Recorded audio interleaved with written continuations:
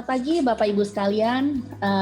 Selamat kita berjumpa lagi dalam acara Morning Briefing SF Consulting. Saya Elilian, senang sekali pada pagi hari ini bisa ketemu lagi dengan Bapak Ibu sekalian.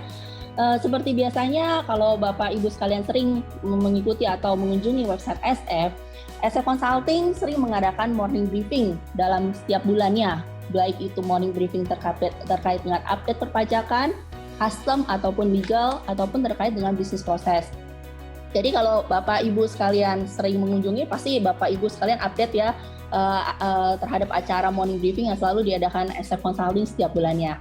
Nah, untuk kesempatan kali ini saya akan membawakan terkait dengan update perpajakan, terutama untuk kluster perpajakan ya, terkait dengan disahkannya Omnibus Law sebagai undang-undang. Jadi seperti yang kita tahu, mungkin Bapak Ibu sekalian sudah tahu ya, sudah pernah dengar tentunya terkait dengan Omnibus Law yang sudah ditandatangani dan disahkan pada tanggal 5 Oktober 2020 kemarin. Walaupun pada prakteknya dengan disahkannya undang-undang ini banyak pro dan cons ya di masyarakat, karena Omnibus Law ini tidak hanya berisi terkait dengan perpajakan saja, tapi juga undang-undang lainnya, termasuk tenaga kerja dan lain sebagainya. Tapi untuk kesempatan kali ini, saya akan membawakan terkait dengan update perpajakannya saja yang termuat dalam Omnibus Law, yaitu yang dikemas dalam Undang-Undang Cipta Kerja. Nanti kalau misalkan ini kita akan bahas satu persatu terkait apa aja perubahannya, dan sebenarnya apa itu Omnibus Law, kedudukannya itu sendiri, ruang lingkup, beserta dengan kluster perpajakan yang dibahas pada sesi pagi kali ini. Kita nggak usah berlama-lama, kita langsung bisa mulai update Omnibus Law untuk kluster perpajakan kita. Yang pertama ini akan dibahas terkait apa itu Omnibus Law. Jadi kalau sebelumnya pasti sudah pernah ya mendengar, karena Omnibus Law itu rame sekitar akhir tahun kemarin, akhir tahun 2019, di mana Omnibus Law itu baru diperkenalkan sehubungan dengan adanya peraturan, revisi peraturan dan juga update terkait peraturan. Jadi secara historicalnya itu penerapan Omnibus Law itu udah banyak diterapkan di negara common law system ya. Jadi fungsinya Omnibus Law itu untuk memperbaiki regulasi di masing-masing negara dalam rangka meningkatkan iklim dan daya saing investasi. Omnibus Law itu sendiri merupakan satu undang-undang yang sebenarnya dipangkas, disederhanakan dan diselaraskan menjadi satu undang-undang. Jadi isinya pun kalau untuk Undang-Undang Cipta Kerja ini sendiri, kita melihat banyak sekali revisi dari undang-undang, termasuk di dalamnya undang-undang perpajakan. Jadi kalau Bapak Ibu mengikuti ya kronologis di mana undang-undang kita baik PPH, PPN ataupun KUP itu sudah beberapa kali direvisi. Karena sulitnya membuat undang-undang, maka sifatnya itu perubahan, jadi direvisi.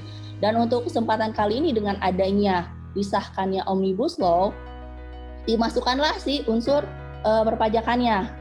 Jadi dalam Omnibus Law itu terdapat pasal-pasal yang memang relevan ya dengan day-to-day perpajakan kita, yaitu PPH, PPN, dan KUP. Itu dimasukkan dalam 3 pasal tersebut dalam Undang-Undang Cipta Kerja. Nah, dan nanti dalam prakteknya kalau saya pribadi ya menilai dengan adanya Undang-Undang Cipta Kerja ini, Omnibus Law ini tuh lebih memberikan kepastian hukum dan juga kalau dilihat dari sudut pandang perubahannya itu lebih ke arah memberikan nilai tambah ya untuk wajib pajak dalam sisi untuk investasi, lalu juga untuk kemudahan, kepastian hukum, dan juga terkait dengan nanti sanksi-sanksi administrasi yang banyak dikurangkan dalam revisi undang-undang ini. Nah, sedangkan manfaat Omnibus Law itu sendiri itu untuk menghilangkan tumpang tindih. Jadi kalau misalkan ada peraturan, lalu di sisi undang-undang misalkan ada lagi yang saling bertumpang tindih, ini direvisi. Fungsinya itu untuk meluruskan kalau terjadi tumpang tindih. Lalu efisiensi sendiri, karena sulit sekali ya, dulu kan sempat ada berita kalau undang-undang PPH, PPN akan direvisi. Nah, kita menunggu ternyata itu akan udah direvisi, salah satunya di dalam Omnibus Law ini sendiri. Jadi kalau ada pasal-pasal yang dianggap tidak relevan lagi, maka bisa saja diubah dan dicabut, tapi tidak merubah keseluruhan isi dari undang-undang itu sendiri. Lalu yang ketiga, menghilangkan ego sektoral. Karena kita tahu Omnibus Law itu isinya rame-rame ya, banyak undang-undang yang terimpact dalam Omnibus Law ini, makanya jadi dia nggak per divisi, pajak sendiri, tenaga kerja sendiri, tapi ini merupakan gabungan, jadi menghilangkan ego sektoral. Nah, kedudukannya sendiri kalau di kita, di bagian perpajakan, itu sebenarnya Omnibus Law itu pernah populer ya. Kalau misalkan kita lihat dulu ada Undang-Undang Nomor 9 tahun 2017 itu tentang penetapan Perpu 1 itu untuk terkait dengan akses informasi keuangan untuk kepentingan perpajakan. Ini dulu ngetrennya pada saat kita tax amnesty ya. Jadi sebenarnya konsep ini tuh bukan sesuatu yang baru sebenarnya. Lalu metodenya sendiri itu merupakan metode yang memang digunakan untuk mencabut materi hukum dalam berbagai undang-undang. Jadi yang nggak relevan, yang dianggap mungkin sudah tidak banyak dispute di lapangan, yang dianggap sudah tidak bisa dipergunakan lagi, nah itu direvisi dalam Undang-Undang Omnibus Law ini. Dan efek konsekuensinya dari dengan disahkannya Undang-Undang Omnibus Law ini, itu undang-undang existing masih tetap berlaku. Jadi kita punya undang-undang PPH, PPN, dan KUP itu masih tetap berlaku selama pasal-pasal yang berubah dalam Omnibus Law ini tuh tidak merubah klausul di undang-undang yang lama. Jadi kalau misalkan di undang-undang lama mengatur A dan di Omnibus Law ini tidak mengatur lebih lanjut, maka undang-undang existing masih tetap berlaku. Namun untuk beberapa pasal yang memang diganti dalam undang-undang Cipta Kerja ini, pasal untuk klaster perpajakannya mengikuti apa yang diatur dalam undang-undang Omnibus Law ini. Jadi kita lihat ya, yang mana yang paling update. Once kalau ada perubahan, biasa di sini dijelaskan apakah itu dihapus ataukah ditambahkan ataukah memang sama sekali tidak digunakan lagi undang-undangnya. Lalu terkait dengan ruang lingkupnya itu sendiri, yang kita tahu kita punya 11 klaster untuk yang dibahas. Dalam hal ini kalau kita ngomongin apa yang terkait di perpajakan, sektor klaster perpajakan itu ada di yang klaster kelima ya, kemudahan berusaha. Jadi ruang lingkupnya si pajak ini sudah diatur di klaster yang kelima dalam kemudahan berusaha. Nah, kalau bagian klaster kemudahan berusaha ini untuk di bidang perpajakannya, salah satunya untuk memperkuat perekonomian Indonesia. Yang kedua untuk mendorong investasi agar dapat menyerap tenaga kerja seluas-luasnya. Nanti kita akan bahas globalnya dulu perubahannya, lalu kita akan masuk ke detailnya ya terkait apa aja yang bisa mendorong investasi. Lalu dirasakan perlu untuk adanya perubahan perundang-undangan, termasuk yang kita punya adalah Undang-Undang Pajak PPH, PPN, dan KUP. Ini dalam waktu tidak terlalu lama. Jadi kalau dari pemerintah sudah punya ya kurang lebih apa nih summary dikumpulin apa aja yang kurang lebih harus diubah karena dianggap merugikan atau tidak relevan. Nah itu dituangkan dalam Undang-Undang Omnibus Law ini. Dan yang terakhir perlu menjaga dan meningkatkan penerimaan negara karena salah satunya terkait dalam Undang-Undang Omnibus Law terutama bagian section untuk KUP, kita melihat itu banyak diatur terkait dengan kepastian hukum ya, tapi di satu sisi wajib pajak juga diharapkan mematuhi adanya peraturan yang memang sudah ada. Jadi kalau ada sanksi, keterlambatan dan lain sebagainya itu sudah diatur secara spesifik dalam Undang-Undang KUP. Lalu untuk pembangunan nasional sendiri, kita ngelihat ini dalam bagian kemudahan berusaha itu untuk meningkatkan pendanaan investasi. Nanti ini salah satu yang akan kita bahas detail bagian terkait dengan dividen ya. Lalu untuk mendorong kepatuhan, nah ini yang tadi udah kita bahas, diharapkan nggak ada lagi telat-telat lapor, telat bayar, karena nanti efek sanksinya akan kita bahas di belakang. Lalu meningkatkan kepastian hukum, ini salah satunya nanti akan terkait dengan SKP dan STP, itu lebih clear ya, karena basically pada saat di lapangan itu banyak banget terjadi. Misalkan WP udah diperiksa, gimana nih kelanjutannya lagi, apakah nanti bisa ada produk hukum lagi, padahal sebenarnya sudah selesai diperiksa dan lain sebagainya. Lalu menciptakan keadilan iklim berusaha di dalam negeri. Jadi ini bisa nanti terkait dengan insentif-insentif yang diberikan oleh pemerintah. Nah, kalau prakteknya sendiri dalam rangka pendanaan investasi, kita ngelihat ada 7 hal ya. Yang pertama, kita udah tahu ya kalau tarif PPh badan ini sudah diturunkan bertahap ya, nanti 22% dan juga menjadi 20% pada tahun 2022. Dan ini juga sudah mulai diterapkan ya untuk yang tahun pajak yang ini. Lalu untuk penurunan tarif pajak PPh badan untuk perusahaan go public itu dikurangi jadi 3%. Dan ini ketentuannya karena mungkin kemarin itu ya pada saat juga pandemi dan juga banyak perekonomian lesu, di satu sisi menunggu Omnibus Law juga lama, nah mungkin government udah mengeluarkan dulu Undang-Undang Nomor 2 Tahun 2020 yang mengatur terkait dengan insentif ini.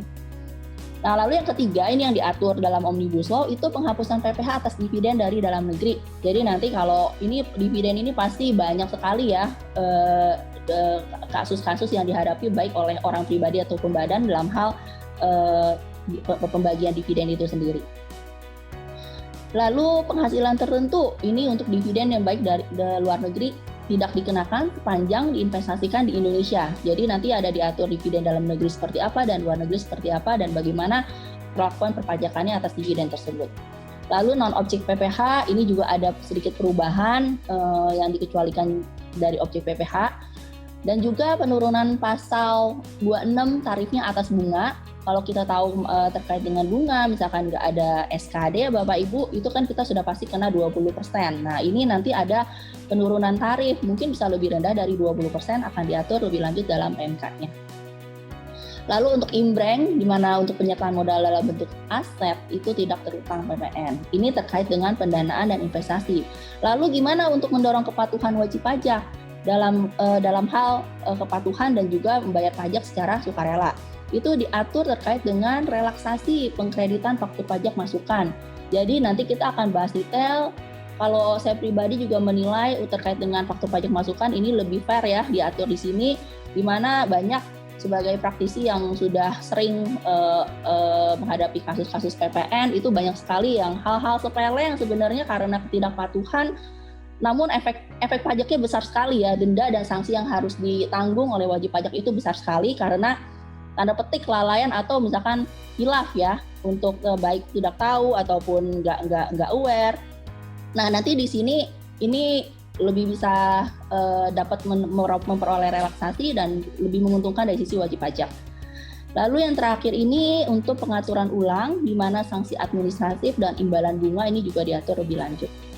Nah terkait dengan kepastian hukum, ini kalau terkait kepastian hukum kita bisa lihat antara subjek pajak orang pribadi ya.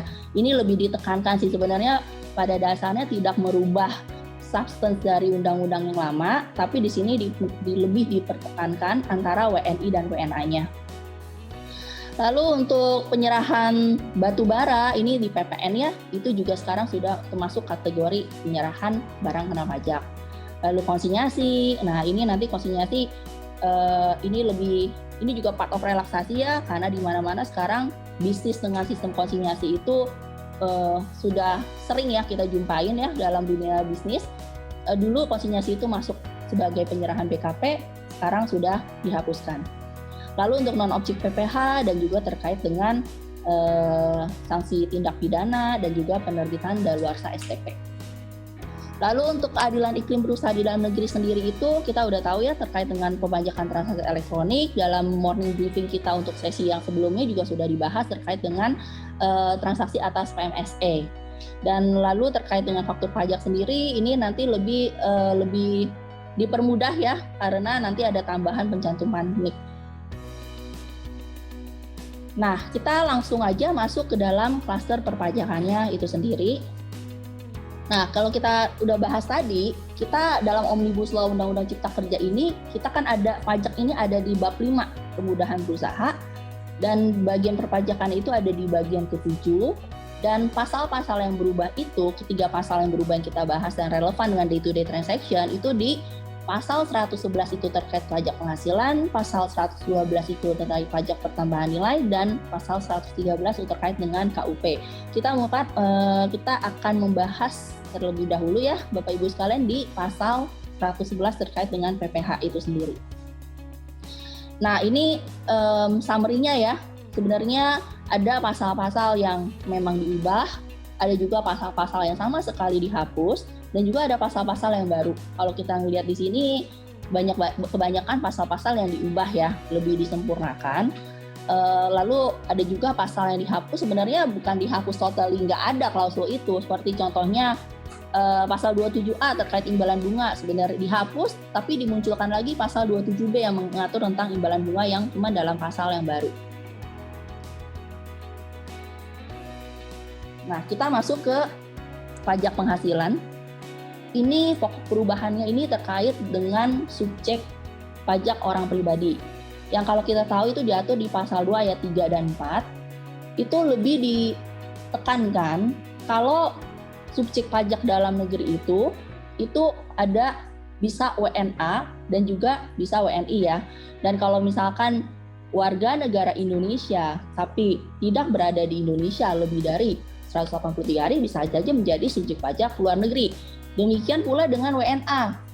Kalau WNA sudah tinggal di Indonesia atau menetap di Indonesia lebih dari 183 hari, maka dia juga diperlakukan sebagai subjek pajak dalam negeri. Jadi klausul itu lebih ditekankan dalam perubahan pasal 2 ini ya. Lalu tambahannya, bagi WNA yang punya keahlian tertentu, itu hanya dikenakan penghasilan dari Indonesia hanya untuk 4 tahun pertama. Jadi kalau kita kan kemarin itu kan ada dispute terkait kalau misalkan WNA itu nanti pajaknya apa, kita mengenal worldwide income ya, konsep worldwide income. Nah kalau misalkan nanti ternyata WNA itu sudah menjadi subjek pajak dalam negeri, makanya nanti yang dikenakan pajak itu hanya atas penghasilan dari Indonesia saja yang diterima untuk 4 tahun pertama, tapi dengan catatan nanti ada keahlian tertentu ya.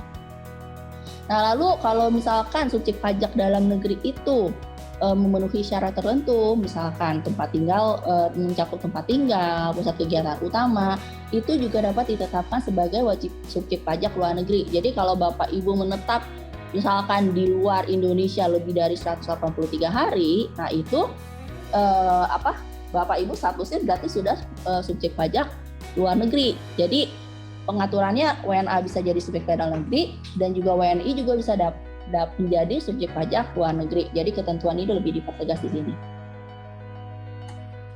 Lalu terkait dengan non-objek PPh. Nah, di sini ada pengecualian ya. Sebelumnya kalau di undang-undang lama kita ya PPh itu bagian laba SHU atau sisa hasil usaha dari koperasi itu yang diatur dalam pasal 4 ayat 1 huruf G itu objek pajak.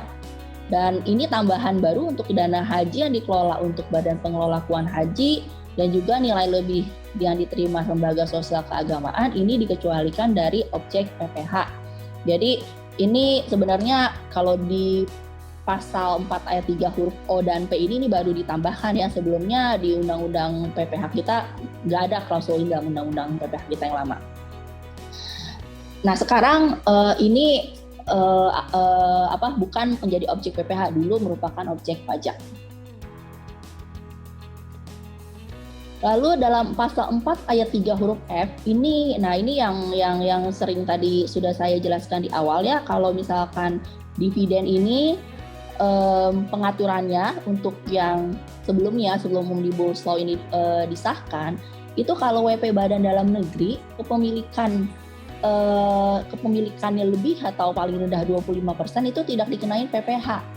Jadi kalau tidak dikenai PPh harus lebih dari 25 atau paling sedikit 25% ya, paling rendah 25%. Dan kalau orang pribadi terima dividen itu dikenakan tarifnya final 10%. Nah, kalau sekarang aturan baru berdasarkan Omnibus Law, dia ini pemerintah sudah menetapkan seolah-olah itu 30% ya, paling sedikit 30%.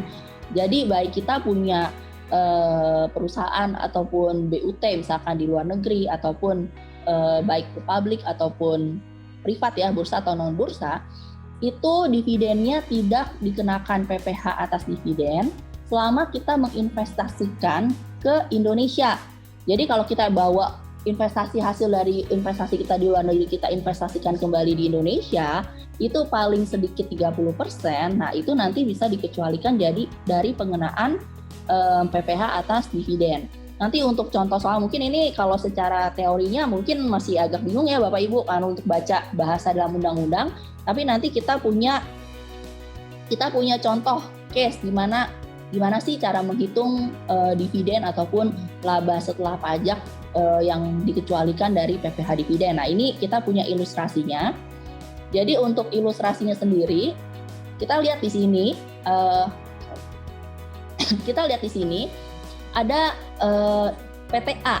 PTA itu berkedudukan di Indonesia. Dia memiliki saham di Malaysia, di luar negeri. Nah, dari perusahaan Malaysia di luar negeri ini mempunyai laba setelah pajaknya itu $100 kita contohnya. Lalu dividen yang dibagikan, ini kan tadi yang seperti saya jelaskan di awal, kita diem dividen itu 30% ya kalau dari Omnibus Law yang baru ini. Jadi kita mengasumsikan itu di 30% yang harus diinvestasikan di Indonesia paling sedikit. Nah, dari laba 100 ini, karena PTA itu memiliki saham 100%, jadi dia pure ya, punya seluruhnya, perusahaan di luar negeri itu punya dia 100%, otomatis labanya juga punya dia semua ya. Dividen yang dibagikan 30. Lalu atas dividen yang dibagikan di luar negeri itu diinvestasikan ke Indonesia. Nah, si 30 ini itu dikecualikan dari PPh dividen karena syaratnya 30% terpenuhi dan semuanya benar-benar dialokasikan, diinvestasikan di Indonesia. Lalu kita masuk ke skema ilustrasi yang kedua. Kalau misalkan dengan masih sama ya, masih kepemilikan sahamnya 100%. Labanya 100, dividen yang dibagikan 30. Tapi dari dividen yang dibagikan dari keuntungan di perusahaan di luar negeri itu, nggak semuanya diinvestasikan di Indonesia, dia bagi. Ceritanya si PTA ini membagi ya. Dividen yang tidak diinvestasikan 10, tetap di-keep, nggak dibawa ke Indonesia. Tapi yang dividen sebesar 20 ini, itu diinvestasikan ke Indonesia. Maka sebesar porsi yang diinvestasikan si 20 ini, dikecualikan dari PPh atas pengenaan dividen. Sisanya yang 10 ini ya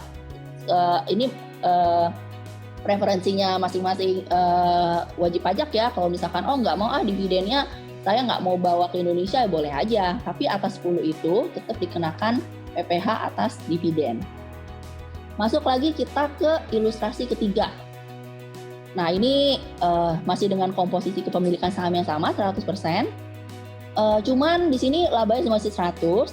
Hanya saja kita kan mendim kalau harusnya dividen yang dibagikan itu paling kecil, paling rendah 30%.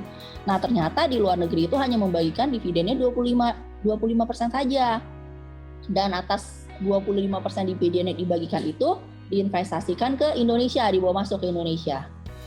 Nah, seharusnya kan kita dari awal kita bilang peraturannya 30% loh, paling sedikit, paling rendah. Makanya karena didim 30%, atas sih harusnya 30 nih, cuman dia dibagikan ternyata cuma 25. Atas 5% ini dikenakan objek PPh dividen. Jadi yang Bapak Ibu harus ingat, itu konsep 30% itu berlaku ya dari laba setelah pajak. Kita dimnya pokoknya harus 30%. Nah, nanti kita lihat lagi nih berapa yang ternyata dibagikan, actual yang dibagikan dan berapa yang diinvestasikan di Indonesia. Jadi atas ini si 25-nya ini dikecualikan. 25-nya ini dikecualikan. Dan atas 5-nya ini karena didim 30, maka 25 itu menjadi objek PPh dividen. Lalu ilustrasi yang keempat, ini lebih complicated ya. Nah, ini masih dengan komposisi kepemilikan yang sama 100%, laba setelah pajaknya 100, dividen yang dibagikan 23. Nah, dari dividen yang harusnya kan kita tadi balik lagi ke konsep pertama, kita harusnya 30% nih, paling sedikit, paling rendah ya. Nah, itu kan harusnya 30. Ternyata yang dibagikan itu di luar negeri hanya 23. Dari 23 dibawa diinvestasikan ke Indonesia 20. 3-nya tidak diinvestasikan, maka atas proporsinya dividen yang dibagikan ini 20 dikecualikan, si 3 ini menjadi objek PPh dividen. Soalnya di DIM ya, ini ada objek PPh atas dividen. Nah, sedangkan dari proporsi yang seharusnya 30 ini tapi cuma 23, si 7 ini kan masih sisa nih. Si 7 ini tetap juga dianggap sebagai objek PPh dividen sebesar 7. Jadi total 7 tambah 3 10 objeknya. Jadi ini banyak irisan ya, layer-layer yang pasti harus fulfill 30% ya. Once 30%-nya itu tidak 30%, kita harus dim seolah-olah 30%. Lalu kita lihat berapa dividen yang dibagikan, kalau nggak semua diinvestasikan juga menjadi objek pajak. Jadi layernya seperti itu irisannya. Masuk kita ke ilustrasi kelima. Ini komposisinya sudah mulai main di komposisi saham ya. Ceritanya si PTA ini dia hanya memiliki 10%. Kalau tadi kan contoh kasus 1-4 dia pure 100% punya dia. Nah kalau ini dia hanya memiliki komposisi sahamnya di PTX SDN BHD ini sebesar 10%. Nah dari yang 10% ini, komposisinya kita tadi kan harusnya mendim adanya 30% ya dividen yang dibagikan dari laba setelah pajak 100. Tapi karena komposisi si PTA itu hanya sebesar 10%, atas dividen yang dibagikan itu komposisinya cuma $3. Jadi 30% itu 27 punya orang lain ya, punya pemegang saham yang lain. Porsi 3 ini punya si PTA. Nah, atas 3 ini kalau dia investasikan seluruhnya ke Indonesia, itu dikecualikan dari pengenaan PPh atas dividen. Jadi, kita lihat dulu nih komposisinya berapa. Kalau pure dia dapatnya 10%, ya sebesar proporsi kepemilikan saham itu harus diinvestasikan seluruhnya di Indonesia. Dengan catatan total yang dividen dibagikannya harus paling rendah 30% ya. Lalu, laba setelah pajak yang ke-6, ini untuk laba setelah pajaknya 100, lalu komposisi kepemilikan saham PTA di PTX SDN BHD itu 70%. Nah kalau kita ngelihat di sini, 70% kepemilikannya, dividen yang dibagikan ternyata berapa? Dividen yang dibagikan ini purely hanya punya kepemilikan dia 70%, sebesar $14. Atas $14 ini kita lihat berapa yang dibawa ke Indonesia, yang diinvestasikan ke Indonesia hanya 10 dari proporsi punya dia $14.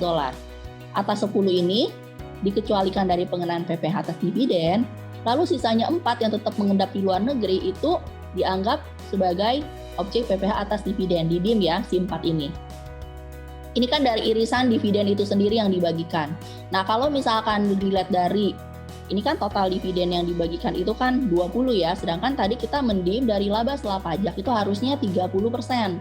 Nah sisanya si 10 ini itu dilihat lagi sesuai dengan proporsi kepemilikannya, karena proporsi kepemilikan sahamnya hanya 70%, makanya yang sisa yang dari proporsi yang tidak diinvestasikan di Indonesia menjadi objek PPh atas dividen, jadi 11. Jadi si 7 ini dan si 4 ini yang tidak diinvestasikan di Indonesia dan yang didim sebagai harusnya sebagai dibagikan dividen itu merupakan objek pajak dividen di Indonesia. Jadi dari ilustrasi ini kita jelas melihat ya, ini kan pasti day to day banyak ya baik PT ataupun orang pribadi yang mempunyai kepemilikan investasi di luar negeri. Nanti dim atas dividennya kita mengacu ke dalam ilustrasi yang seperti sudah dijelaskan ini.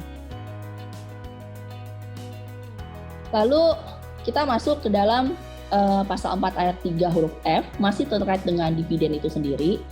Jadi kalau kita tahu kan dividen itu ada yang bursa dan yang non bursa. Nah untuk yang misalkan tidak diperdagangkan di bursa, misalkan kita tidak melakukan pembayaran pelaporan atas PPh dividen ini, dan ternyata ketahuan nih sama DJP, dan DJP menerbitkan SKP, maka klausul yang tadi kita bahas di depan, masalah dikecualikan dari pengenaan PPh atas dividen itu menjadi gugur ya. Jadi kalau misalkan ini kan kita menganut self assessment. Jadi kalau misalnya kita udah labanya berapa, dividen dibagian berapa yang harusnya menjadi objek atas PPh dividen. Ternyata Bapak Ibu tidak menyetorkan dan melaporkan kewajiban atas PPh dividen itu.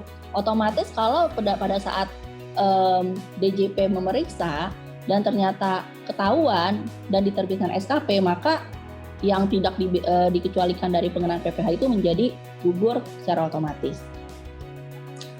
Lalu kalau misalkan atas pengenaan PPh dari penghasilan luar negeri itu tidak melalui BUT, namun dikecualikan dari pengenaan PPh dengan memenuhi persyaratan kalau atas penghasilan tersebut diinvestasikan kembali di Indonesia, baik untuk penghasilan yang sifatnya dari usaha aktif di luar usaha ataupun dari bukan penghasilan dari perusahaan yang dimiliki di luar negeri. Jadi di sini konsepnya untuk mensimulasi ya investasi di dalam negeri, itu makanya dikasih fasilitas seperti ini. Jadi tujuannya untuk mendorong investasi masuk ke dalam Indonesia. Lalu kalau misalkan kita ngelihat atas terkait dengan pajak yang sudah kita bayar atau terutang di dalam luar negeri, untuk hal-hal di mana yang DJP sudah menerbitkan SKP, efeknya adalah tidak bisa diperhitungkan dengan PPh yang terutang.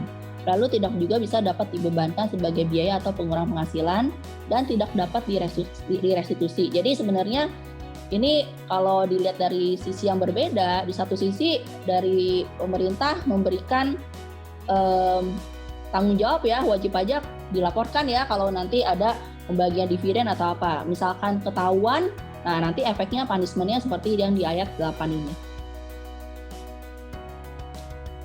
Lalu efeknya kalau misalkan wajib pajak tidak menginvestasikan, nah itu ini hak wajib pajak juga ya. Misalkan saya nggak mau menginvestasikan di Indonesia misalkan, lebih memilih tetap aja mengendap di luar negeri. Nah efeknya apa? Kalau misalkan penghasilan dari luar negeri itu misalkan yang dianggap tahun misalkan 2020 ya, itu nanti dapat penghasilan luar negeri itu merupakan penghasilan pada tahun pajak diperoleh. Lalu kalau misalkan ternyata di luar negeri itu udah dipotong nih PPh-nya, nah itu bisa dijadikan kredit pajak seperti perhitungan pasal 24 ya. Nanti mana yang lebih besar, perhitungan PPh kredit pajak 24 ini juga ada pengaturannya sendiri. Nah, kita masuk ke pasal 26. Pasal 26 ini yang diatur perubahannya terkait dengan bunga. Kalau dulu kita penghasilan bunga dalam negeri yang diterima oleh subjek pajak luar negeri, itu dapat diturunkan lebih rendah 20%. Nanti kita tunggu PP-nya ya, karena ada beberapa klausul yang kalau sifatnya undang-undang kan lebih ke arah global ya. Nanti kalau peraturan pelaksanaannya kita bisa di peraturan pemerintah ataupun turunannya di PMK-nya. Nah kalau ini diturunkan, nanti kita tunggu aja peraturan pemerintahnya seperti apa sih kategori yang bisa diturunkan lebih rendah dari 20%. Nah, itu untuk yang PPh, perubahannya hanya terkait pasal yang sudah kita bahas. Nah, untuk yang PPN sendiri, ini lumayan krusial ya perubahannya. Yang tadi secara global udah kita bahas di awal, ini kalau dilihat di pasal 1A huruf G, itu penyerahan secara konsinyasi tidak termasuk dalam pengertian penyerahan BKP. Nah, kalau banyak sekali ya kalau di lapangan, saya menemukan tuh wajib pajak yang melakukan mekanisme penyerahan barang itu atau menjual barang dengan cara konsinyasi ya. Walaupun yang kita tahu bersama kalau konsinyasi itu, penyerahan konsinyasi belum tentu barang tersebut laku terjual. Namanya konsinyasi bisa jadi pada saat barang sudah diserahkan tapi sebenarnya belum terjual ya, namanya barang titipan. Nah, pada saat kalau undang-undang kemarin, undang-undang PPN kita pas nomor 42 itu konsinyasi seperti itu walaupun belum benar-benar jual baru dititipkan saja itu udah merupakan penyerahan BKP yang kita harus buka faktur pajaknya. Dan banyak sekali di lapangan ditemukan wajib pajak nggak aware kalau kita harus buka faktur pajak atas penyerahan konsinyasi. Nah di undang-undang Omnibus Law ini dihapuskan penyerahan konsinyasi. Dengan kata lain, jadi kalau nanti kita ada mekanisme bisnisnya itu dengan konsinyasi, itu bukan lagi masuk kategori penyerahan BKP. Jadi tidak perlu untuk membuka faktur pajak ya, walaupun kalau kita menyerahkan secara konsinyasi. Ini lumayan krusial karena banyak dari klien kita juga melakukan ini dan efek PPN-nya juga lumayan ya kalau terkait dengan konsinyasi ini. Lalu di pasal 1A ayat 2 huruf D, ini juga menambahkan satu klausul di mana pengalihan BKP untuk tujuan setoran modal pengganti saham itu tidak termasuk dalam pengertian penyerahan BKP juga. Jadi lebih mengurangi ya persyaratan untuk apa yang dikategorikan sebagai penyerahan BKP. Lalu yang ketiga itu diatur dalam pasal 4A ayat 2 huruf A, ini terkait dengan hasil pertambangan batubara. Kalau di undang-undang sebelumnya kan sebelum Omnibus Law ini disahkan, itu hasil pertambangan batubara itu tidak termasuk jenis pajak yang dikenakan PPN kecuali kalau yang sudah diolah lebih lanjut seperti briket ya. Nah kalau misalkan sekarang ini menjadi hasil pertambangan batubara menjadi objek PPN. Jadi untuk yang Bapak Ibu yang memang bergerak dalam industri batubara itu harus aware ya kalau misalkan di Undang-Undang Omnibus Law ini nanti hasil pertambangan batu bara itu sudah merupakan objek PPN. Nah, ini yang terkait dengan relaksasi struktur pajak masukan. Kalau dulu kita saklek ya, dalam undang-undang PPN kita yang lama, itu kita atas kalau PM pada saat PKP belum melakukan penyerahan PPN, belum melakukan penyerahan yang terutang PPN, jadi PM-nya sudah ada, tapi PK-nya itu masih nol, dia belum bisa melakukan penjualan, terutama untuk yang baru setup, baru atau misalkan baru dalam membangun infrastruktur segala macam, itu kan memerlukan cost ya, yang pasti di awal kita udah punya biaya yang di dalamnya ada pasti PPN-nya.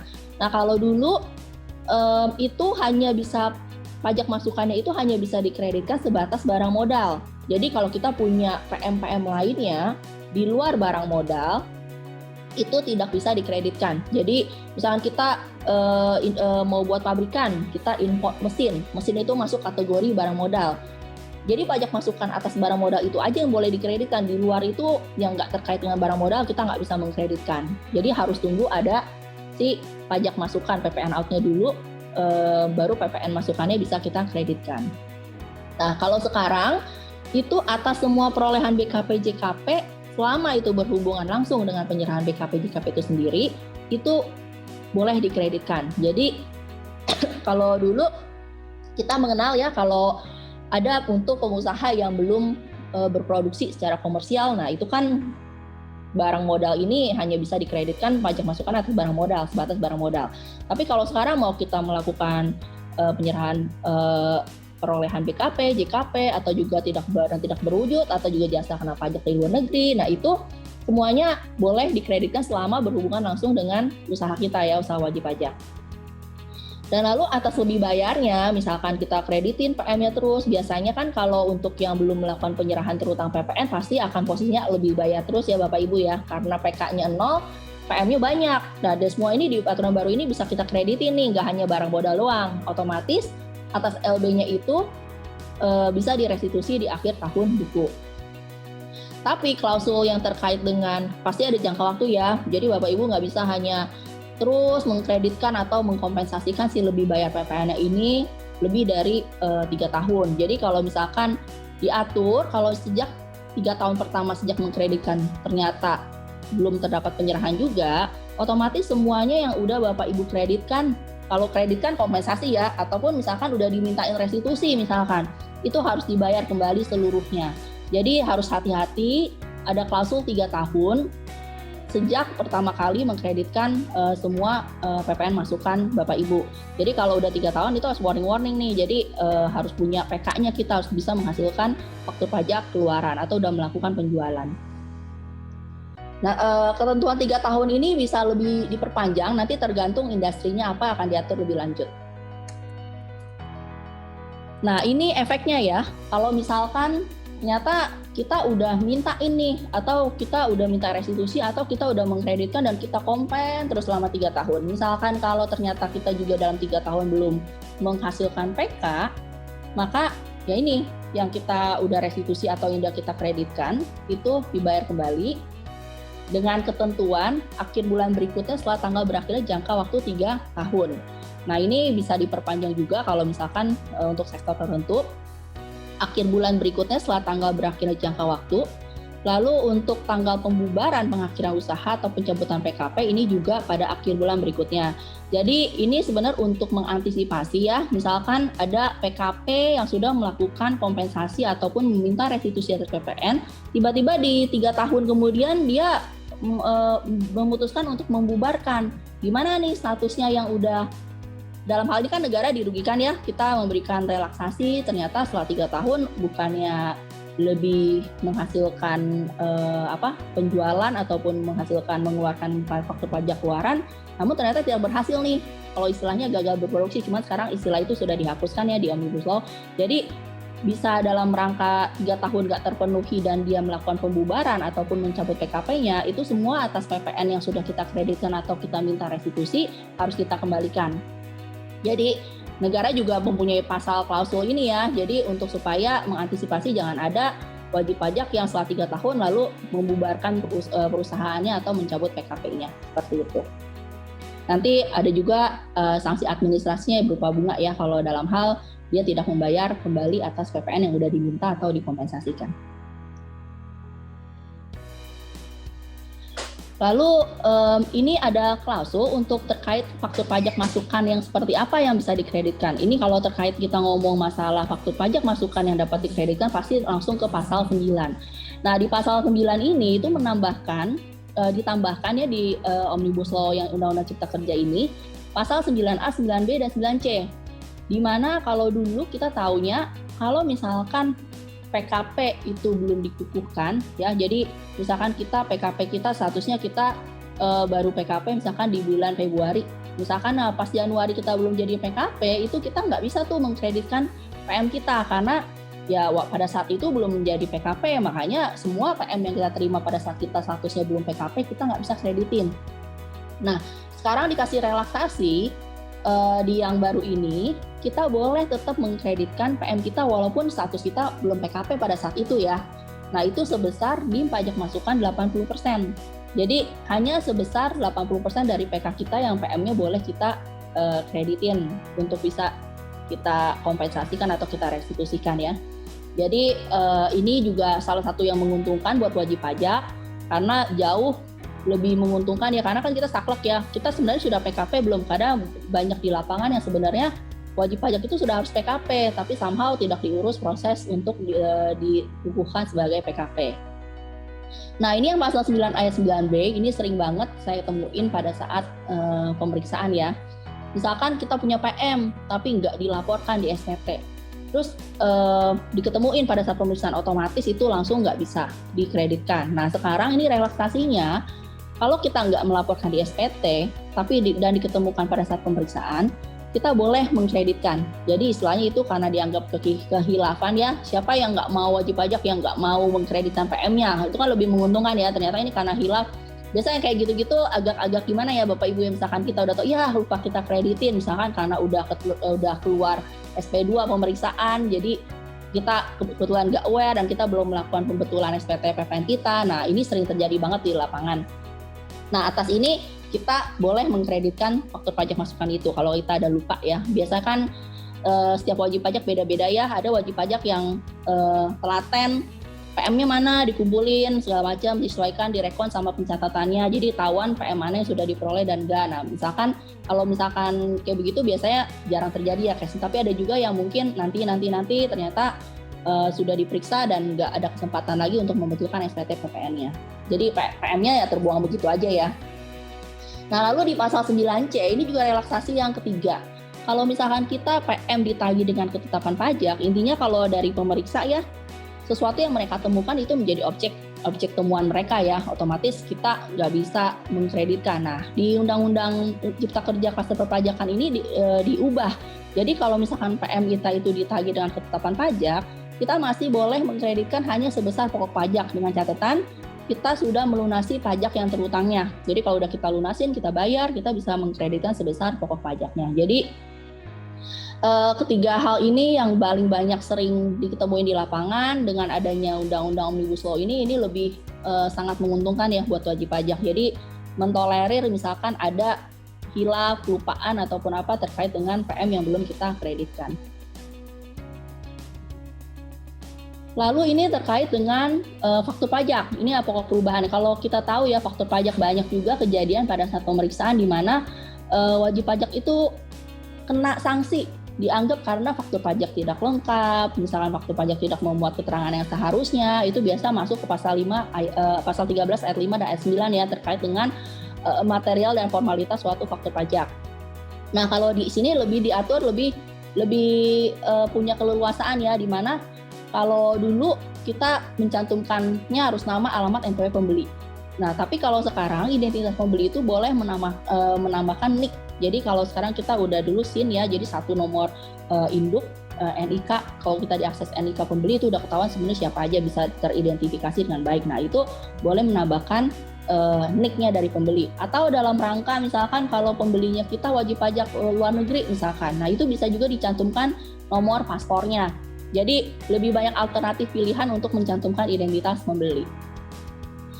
Nah, itu untuk terkait dengan di faktur pajaknya ya pengisiannya. Di pasal-pasal 13 ayat 5A itu juga diatur terkait dengan pedagang eceran. Jadi kalau misalkan pedagang eceran itu boleh membuat faktur pajak tapi tanpa mencantumkan keterangan. Karena kita tahu ya itu kan administrasinya sangat banyak sekali ya kalau pedagang eceran, dia bisa transaksi dalam satu hari 10-an ribu, akan sangat menyusahkan kalau administrasi kita harus mengetik, belum tentu kita tahu si A si B karena terlalu retail ya. Namanya pedagang eceran, jadi itu boleh tanpa mencantumkan keterangan. Nanti seperti gimana mekanismenya akan diatur di PMK-nya sendiri. Jadi itu pokok perubahan terkait dengan PPN ya, di sana pokok perubahannya. Lalu kita masuk ke KUP. Nah, seperti kita tahu, KUP itu kan pasti mengatur terkait dengan prosedural untuk kepatuhan ya, sanksi, terus terkait dengan kebijakan-kebijakan. Nah, di sini pokok perubahan dalam KUP sendiri itu juga saya melihat banyak sekali wajib pajak yang memperoleh relaksasi ya. Jadi kepastian hukumnya juga lebih jelas, sanksi yang diberikan juga lebih diturunkan di sini. Misalkan ada beberapa yang misalkan ada 100% bisa diturunkan. Semua sanksi-sanksi kalau yang dari kita saya baca di sini dan nanti akan kita telusuri satu persatu itu lebih menguntungkan buat wajib pajak. Nah, salah satunya misalkan di sini terkait dengan SKP KB atau SKP KBT. Nah, kalau misalkan ini kepastian hukum ya, kalau kita ternyata dianggap melakukan tindak pidana di bidang perpajakan, itu misalkan udah diputus, tidak lagi bisa diterbitkan SKP. Jadi kalau misalkan dulu peraturannya dulu, misalkan kita udah lewat nih, udah expired ya jangka waktu DJP untuk menerbitkan SKP. Tapi ternyata ketahuan nih wajib pajak tersebut tuh melakukan tindakan pidana, maka itu seolah-olah bisa dibuka lagi walaupun udah lewat dari 5 tahun ya masa daluarsa pemeriksaan. Jadi kalau dianggap merugikan negara nih melakukan tindak pidana, maka bisa aja mereka menerbitkan SKP KB atau SKP KBT. Nah, di sini kalau misalkan lebih memberikan kepastian hukum, kalau misalkan udah diputus nggak bisa lagi diterbitkan SKP. Jadi itu dihapuskan. Lalu untuk terkait dengan STP itu kan sekarang dapat menerbitkan STP dalam jangka waktu 5 tahun. Kalau sebelumnya itu tidak diatur mengenai daluarsa penerbitan STP ya. Kadang kalau kita ngelihat pun contoh yang kita alami sendiri misalkan untuk STP-STP yang kadang-kadang kita sendiri nggak tahu nih udah diterbitkan, tiba-tiba kalau ada kita minta restitusi atau apa tiba-tiba langsung keluar semua STP itu. Nah, istilahnya biasanya kalau kita nggak bayar itu kan akan terus menjadi tunggakan pajak ya. Itu dilemanya untuk wajib pajak. Lalu STP atas imbalan bunga itu di Direktur Jenderal Pajak dapat menerbitkan STP untuk menagih imbalan bunga. Jadi nanti kita akan bahas terkait dengan detail imbalan bunga. Kalau sekarang kan biasa kita wajib pajak misalkan dapat imbalan bunga nih, seharusnya dapat imbalan bunga kita minta. Tapi gimana kalau ternyata ada kesalahan perhitungan di mana sebenarnya harusnya wajib pajak tersebut tidak memperoleh imbalan bunga. Nah, di sini DJP dapat menerbitkan STP. Jadi kalau sebelumnya juga bisa aja ditagih, cuman dalam bentuk pembetulan surat keputusan pemberian imbalan bunga. Jadi mekanismenya aja yang sebenarnya agak sedikit diubah. Lalu ini terkait dengan sanksi. Kalau kita tahu dulu pasti ya, kalau di undang-undang lama kita ada kesalahan apapun yang wajib pajak perbuat itu pasti yang terutama menimbulkan efek kurang bayar ya, itu pasti kan langsung kena 2% dari pajak yang kurang dibayar. Tanpa ada maksimum berapa bulannya. Jadi kalau dalam beberapa hal, misalkan kita baru tahunya setelah lewat dari 2 tahun ya, bisa 3 tahun kemudian, selama jangka waktu pemeriksaan itu kan 5 tahun. Misalkan kita baru aware, oh ternyata pas di review kita belum nih ada pajak yang kurang dibayar nih, which is itu udah terutang 3 atau 4 tahun yang lalu nih.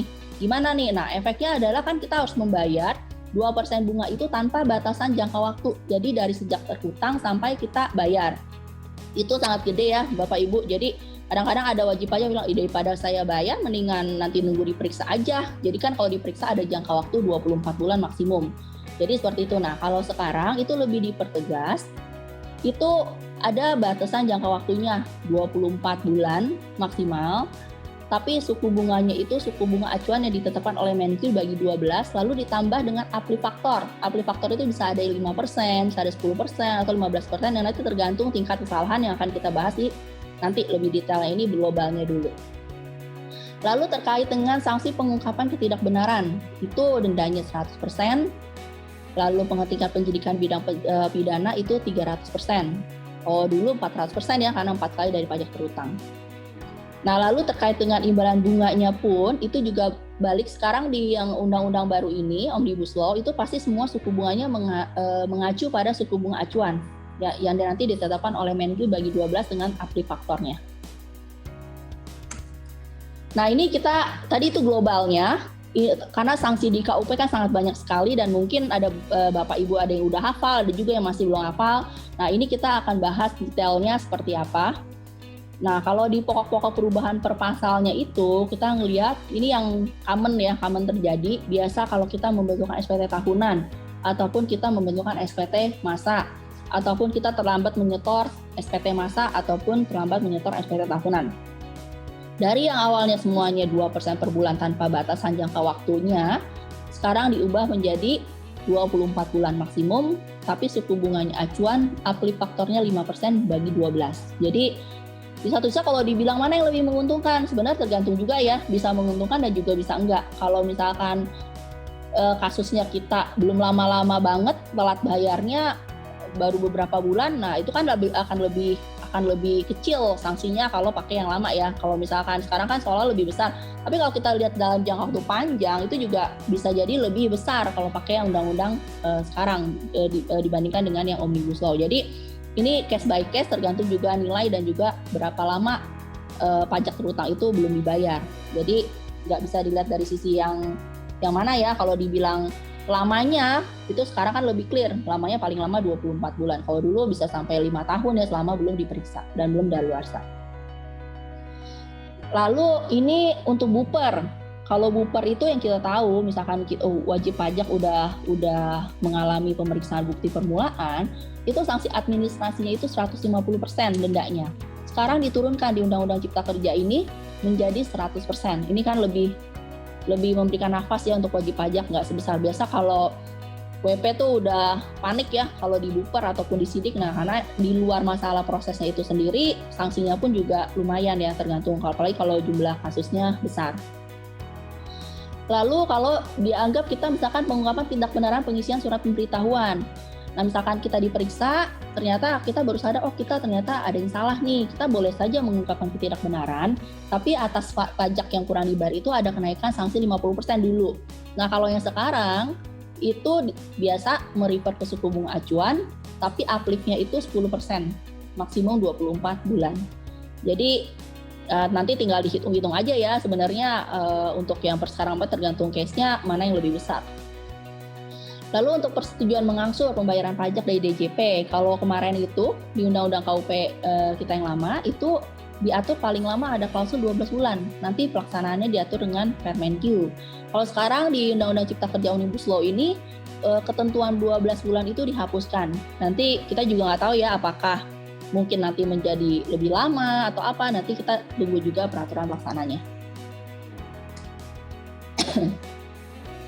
Lalu ini terkait dengan SKPLB ya biasanya ya. Kalau misalkan kita seharusnya mengklaim merestitusi, kita LB nih, kita mau minta restitusi. Nah, kalau misalnya ternyata hasil pemeriksaannya kita juga tetap lebih bayar, itu kita berhak untuk mendapatkan pengembalian kelebihan pembayaran pajak. Kalau misalkan dalam hal hama negara itu dikembalikan lewat dari 1 bulan, itu kan biasa kita boleh meminta imbalan bunga sebesar 2%. Nah, kalau sekarang dibatasin 24 bulan dengan suku bunga acuan. Lalu ini kalau misalkan dalam pemeriksaan SKPKB yang dipicu oleh hasil pemeriksaan ataupun karena penerbitan NPWP ataupun PKP secara jabatan, itu sanksinya 2% per bulan paling lama 24 bulan, itu diubah mengikuti suku bunga acuan ditambah uplift-nya 15%. Paling lama juga sama 24 bulan. Nah, ini kalau SKPKB, hasil pemeriksaan ini untuk PPN. Nah, ini kalau dari pengalaman saya sendiri untuk level pemeriksaan PPN ya. Biasa kalau PPN itu kita selalu serem sama sanksinya. Karena sanksinya itu tuh biasa lebih besar. Makanya kalau ada WP yang mau mengajukan restitusi, itu sebaiknya direview terlebih dahulu. Kenapa? Karena efek dari keteledoran ataupun kehilafan itu efeknya besar. Jangan sampai kita meminta restitusi, nanti bukan restitusi malah dapatnya kurang bayar. Nah, kenapa? Karena kalau misalkan kita posisinya kita mengklaim adanya lebih bayar, ternyata ujung-ujung SKPKB, itu kan kita pasti akan kena 2 kali sanksi. Kalau Bapak Ibu pernah mengalami ya, misalkan melakukan restitusi, itu pasti akan ada, kalau Bapak Ibu lihat sekalian di SKP, detail SKP KB-nya, itu ada unsur kena sanksinya 100%. Misalkan mengkompensasikan, terus misalkan yang dimintain restitusi di akhir tahun. Itu pasti akan ada sanksi kenaikan 100% dari yang seharusnya tidak dikompensasikan. Lalu karena efek dari kurang bayarnya sendiri, itu ada 2% bunga 2% per bulan ya, maksimum 24 bulan. Nah, itu kan dianggap banyak juga wajib pajak yang bilang, ini kok saya kena sanksinya besar sekali ya, udah kena sanksi kenaikan, juga ada sanksi 2% per bulan. Nah, ini kalau di Undang-Undang Cipta Kerja Omnibus Law ini, itu pilihan. Jadi, sanksi kenaikan itu ataupun bunga, itu dilihat hanya boleh diterapkan satu jenis transaksi mana yang lebih tinggi. Misalkan kalau dihitung-hitung, 2% per bulannya nih lebih besar nih, mungkin yang dikompensasikan nggak terlalu besar jumlahnya ya. Makanya efeknya kalau kenaikan 100% sama 2% bunga per bulan itu lebih menguntungkan 2%. Nah, dari pemerintah hanya boleh mengenakan satu tarif dengan yang nilai besarannya paling tinggi.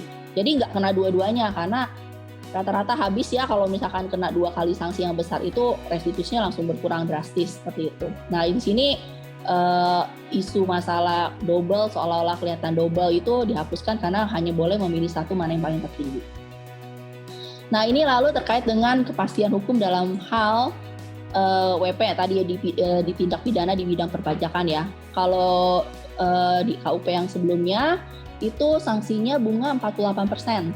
Itu dikenakan dari yang kurang dibayar atau tidak dibayar. Nah, kalau di Undang-Undang Cipta Kerja yang baru ini, itu klausul itu dihapuskan. Jadi ini jelas-jelas memberikan ruang ya untuk wajib pajak, maksudnya dari efek sanksi yang besar untuk terkait dengan tindak pidana di bidang perpajakan. Lalu ini kehilafan di pasal 13A itu undang-undang lama itu mengatur kalau WP dalam hal WP alpa tidak menyampaikan SPT atau menyampaikan tapi tidak benar, ini kan sangat subjektif ya sifatnya ya, karena ada klausul kalau kealpaan tersebut dilakukan pertama kali. Jadi kalau dianggap baru pertama kali, itu kenaikan sebesar 200%. Nah, ini dihapuskan. Kenapa? Karena kan agak susah ya menjustifikasi ini sebenarnya udah yang pertama kali belum ya, atau ini udah yang keberapa kali. Nah, ini pasal 13A ini dihapuskan. Lalu untuk penerbitan STP sendiri, ini juga ada yang dihapuskan, ada ditambah.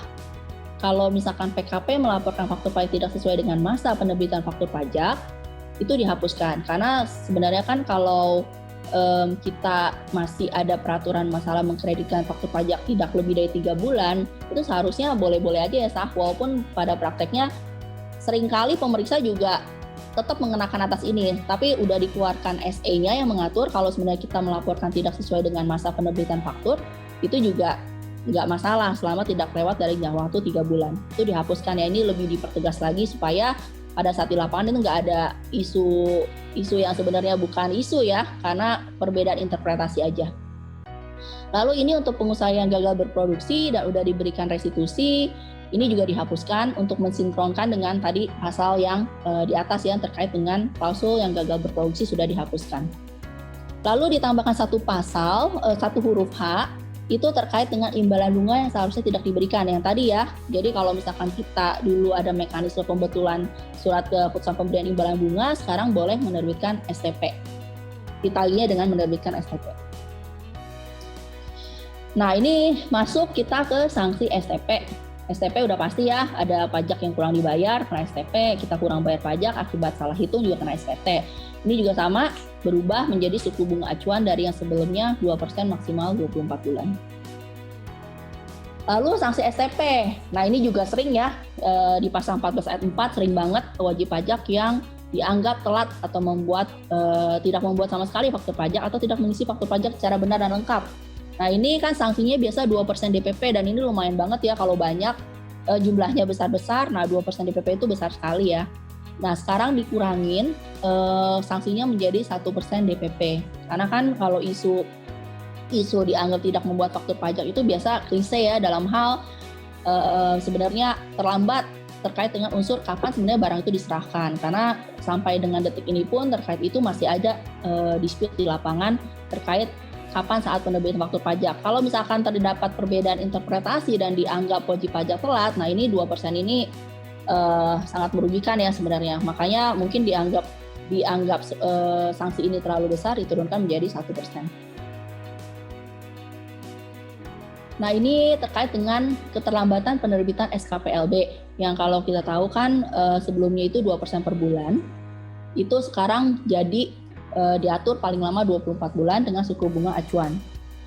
Lalu kalau imbalan bunga ini terkait dengan bukper ya, kalau misalkan di bukper itu juga undang-undang KUP yang lama itu 2% per bulan paling lama 24 bulan. Tapi di sini ada klausul ditekankan di undang-undang Cipta Kerja, itu kita tetap wajib pajak itu nggak dapat imbalan bunga walaupun bupernya nggak dilanjutkan ke tahap berikutnya ya, dengan catatan kalau itu tidak dilanjutkan ke penyidikan itu atas kemauan dari wajib pajak itu sendiri. Jadi bukan karena dari DJP memang sudah memutuskan ini memang sudah tidak dilanjutkan lagi, tapi atas keinginan wajib pajak sendiri dan wajib pajak bayar, nah itu kita nggak dapat imbalan bunga. Lalu kalau misalkan tetap dilanjutkan tapi tidak dilanjutkan ke penuntutan tindak pidana bidang perpajakan, itu nggak dapat juga kita imbalan bunga. Jadi atas dua hal ini, di mana bukper itu tidak dilanjut ke tahap selanjutnya, makanya kita tidak memperoleh imbalan bunga kalau dua klausulnya terpenuhi.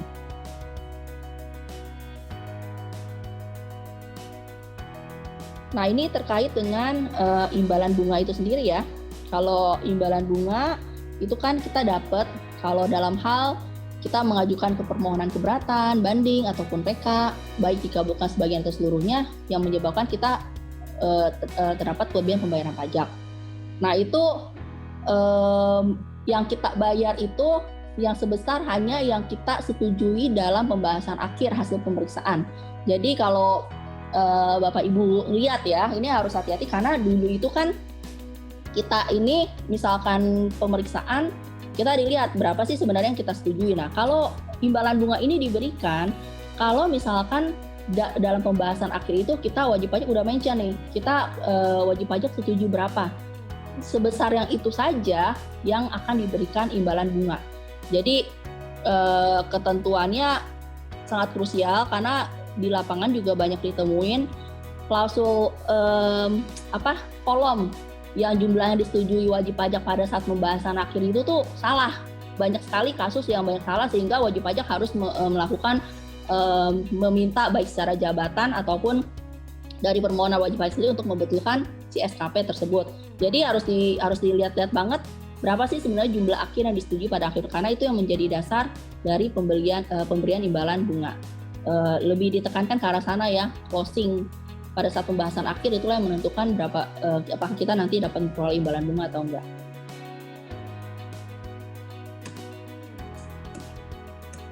Lalu ini sebenarnya ketentuan tambahan aja terkait dengan mekanisme pemberian imbalan bunga. Itu berlakunya pada saat dimulainya penghitungan imbalan bunga.